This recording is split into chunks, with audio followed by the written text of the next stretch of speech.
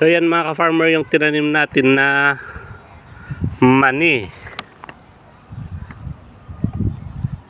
Kung makikita ninyo mga ka-farmer, nilagay-lagay ko muna bago ko lagyan ng bakod, and then mamaya lalagyan na natin ng lupa. Ang ilalagay natin na lupa, ganyan lang, tapos gaganon natin para sigurado na malambot yung lupa na nakalagay.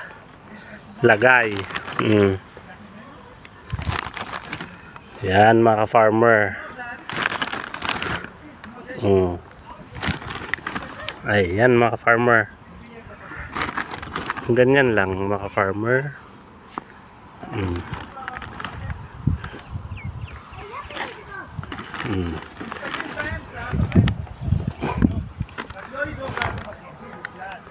Ayan.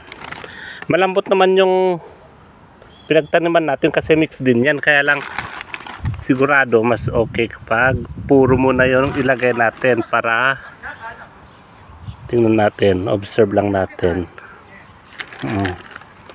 Ito puro na lupa.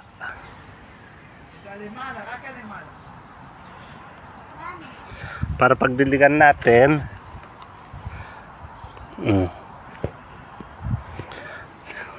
ayan mga farmer.